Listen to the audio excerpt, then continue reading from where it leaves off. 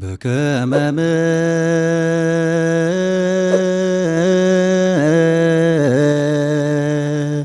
مرتك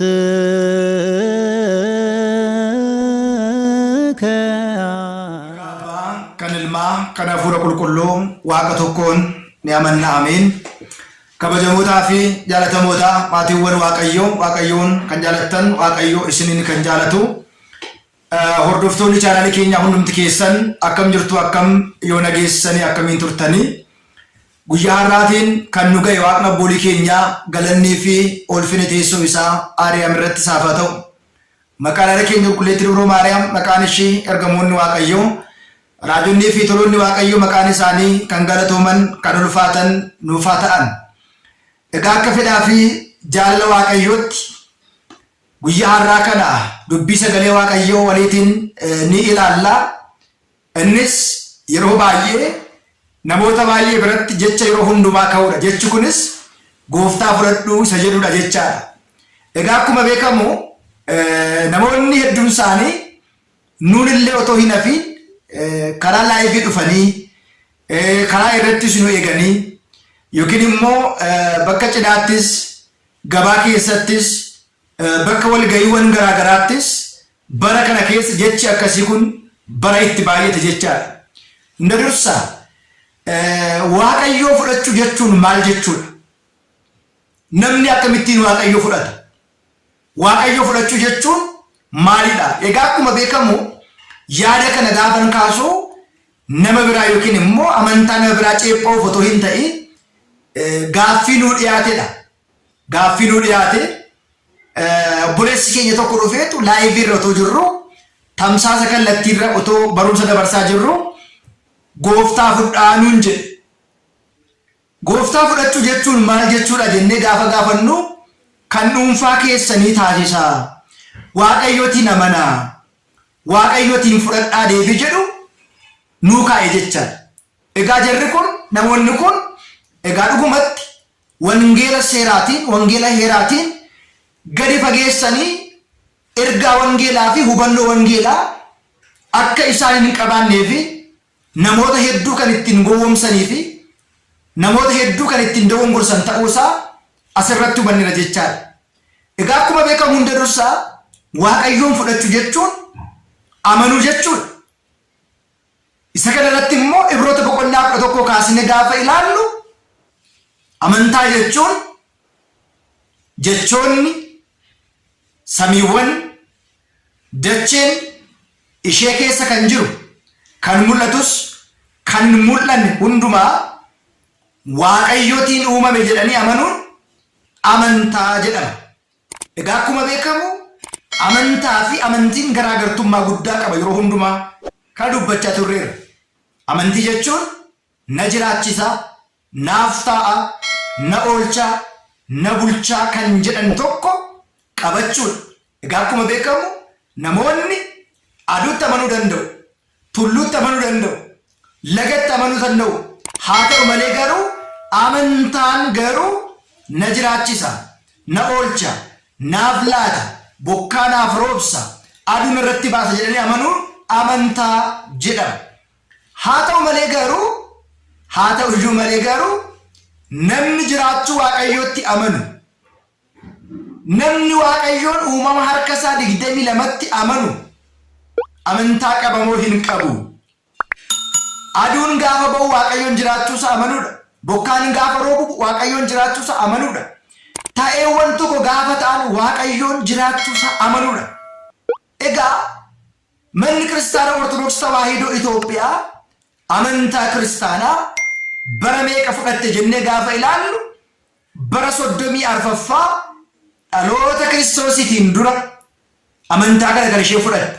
Keessumaati hojii ergamoota boqonnaa 8 kaasnee gaafa ilaallu mootittiin Hindeekeen karaa Gaazaa Israa'eliin daawwachuudhaaf gara Yerusaalem deemaa akka turanii fi namichi gara Gaazaa gaarii irra taa'ee deemaa jiru akka hin cuuphamne maaltu dhorka jedhee akka dubbatee turedha. Kana saatanas ta'u garuu gooftaa fudhachuu jechuun gooftaa amanuudha. Manni amantaa Ortodoksii Tawaahidoo Itoophiyaa kana immoo maal jetti waa'ee waaqayyootii fudhachuu kan jedhu, gooftaa fudhachuu kan jedhu kaa'uun barbaachisaadha. Hunda dursa egaa seera Lewwotaa yookiin immoo Zalawaawiyaan kan jennu boqonnaa 12 lakkoofsa 1 kaasnee gaafa ilaallu dubartiin tokko dhiira yoo deesse amma guyyaa 7 kan xurooftedha. Gaafa guyyaa 8ffaa ishee xurii irraatii ni qulqulloofti jedha. Asirratti dubartiin tokko deessee amma guyyaa 7tti kadhannaan cuuphaan isheef kennamu hin jiru. Kanarraa ka'eetudha dubartiin tokko deessee gaafa guyyaa 7ffaa luboonni gara manaa dhaqanii kadhannaa taasisaniitu ishee cuuphuun jechaadha. Sanaan booda immoo amma guyyaa 33tti gara mana qulqullummaa dhaquurraati haa dhorkamtu, mana qulqullummaa deemuu hin dandeessu jedha. Kana jechuun mana qulqullummaa gaafa guyyaa 33 guute asirraati guyyaa 7 achi 37 40 kanarraati kan ka'edha. Dhiirri tokko dhalatee gaafa guyyaa 40ffaa isaa mucummaa Sillaasee kan inni fudhatu. Manni kiristaanaas kan nu barsiiste kanadha. Sanaan booda namni tokko amaneera, amantaa fudhateera, Waaqayyotti buleera jennee dubbachuu kan dandeenyu. Kana bira darbee immoo dubartiin tokko dubara yoo deesse amma guyyaa 14tti kan xurooftedha jedha. Guyyaa 14ffaan booda luboonni gara ishee dhaqanii kadhannaa taasisaniitu mana sanas ni racca'u, ishees ni cuuphu. Sanaan booda immoo guyyaa 66tiif gara mana qulqullummaa dhaquurraati ofaa dhorkitu jechuudhaan kaa'ee jira. Kana jechuun guyyaa 14 fi guyyaa 66 gaafa walitti idaalu 8 taphata. Dubartoonni dhalatanii gaafa guyyaa 80ffaa isaanii Waaqayyootiin fudhatu. Akka seera akka heera mana kiristaanaa keenyaatti. Kanatti aansuudhaan egaa akkuma beekamu namni tokko daa'imummaa isaatti miti amantaa fudhachuu kan qabu, amanuu kan qabu, cuuphamuu kan qabu kan jedhan namoonni baay'een jiru. Wangeela Yohaannis boqonnaa 3 kaasnee gaafa ilaallu dhuguman isinitti hima lammata bishaanii fi hafuurarraa yoo dhalattan malee mootummaa koo dhaaluu hin dandeessanii jedha. Kana jechuun egaa ilmi namaa foonirraati abbaa fi haadha isarraa dhalatee gaafa guyyaa 40ffaa fi 80ffaa mucummaa Waaqayyoo fudhachuu akka inni qabu nutti hima jechaadha. Kanaan wal qabsiisanii nama guddate, nama cuuphame, nama amantaa qabu, nama fooniif dhiiga gooftaa fudhatee gaabbii galee jiraachaa jiru Waaqayyoon waa baay'ee isaa raawwate Waaqayyoon fudhadhu jennee akkamitti barsiisuu dandeenya? Kun seera moo seera miti? Bifa kamiin ilaalama jennee gaafa ilaallu kana macaafni qulqulluu tasumallee ni dhorka. Macaafni qulqulluu kana hin eeyyamu jechaadha. Hunda dursa raajii Ermiyaas boqonnaa 31-33 kaasnee gaafa ilaallu eenyumtiyyuu ollaa isaa, eenyumtiyyuu hiriyaa isaa, eenyumtiyyuu obboleessa isaa Waaqayyootiin beeki, Waaqayyootiin fudhu, Waaqayyootiin bari jedhee hin barsiisini. Hunduu na beekaniiru jedha. Kanaaf egaa Waaqayyoon nu beekeera, Waaqayyootti amanneerra, Waaqayyoon jiraanneerra, Waaqayyoon amannaan har'a geenyeerra, Waaqayyoon amannaan wanta hundumaa jireenya keenya keessatti Waaqayyoon nuuf raawwateera. Inni biraa Ibroota boqonnaa 8 lakkoofsa 1 kaasnee gaafa ilaallu eenyumtu hiriyaa isaa, eenyumtu obboleessa isaa, eenyumtiyyuu ollaa isaa Waaqayyootiin beeki jedhee hin barsiisini. Hunduu na beekaniiru. Namni Waaqayyoon hin beekne, namni Waaqayyoon hin amanne keessumaa nama ortodoksii tokkootiin yookiin immoo nama amantaa ortodoksii tawaahidoo amanu tokkootiin dhaqee Waaqayyootiin fudhu jechuun seera kan hin taanee fi macaafni qulqulluu kan nu hin deeggarre, macaafni qulqulluu kan nu dhorku seera ala ta'uusaa nutti hima. Keessumaati warreen Waaqayyoon fudhu jedhan kun maalirraati ka'aniiru? Caqasa kamirraati? Nuti Waaqayyoon amannaan, Waaqayyoon amanneetu har'a geenye, Waaqayyoon amanneetu baanee galaa jirra, Waaqayyoon amanneetu wanta hundumaa jireenya keenya keessatti wanti guddaan kan nuuf raawwatamaa jiru waan Waaqayyoon amannee jirruuf. Keessumaa raajii Ermiyaas boqonnaa 2 kaasnee gaafa ilaallu osoon garaa haadha kee keessaati, gadameessa haadha kee keessaati sin hojjetiin si beekeera jechuudhaan Waaqayyoon ni dubbata. Kana jechuun Waaqayyoon osoo hin uumamin garaa haadha keenyaa keessatti illee osoo hin uumamin, osoo hin yaadamin eenyu akka ta'an maal akka taane hundumaa Waaqayyoon nu beeka. Egaa warri Waaqayyoon hin amanne jecha kana isaaniif ta'uu danda'a. Ahizaaba ta'uu danda'a. Waaqa tolfamaatti kan waaqessu ta'uu danda'a.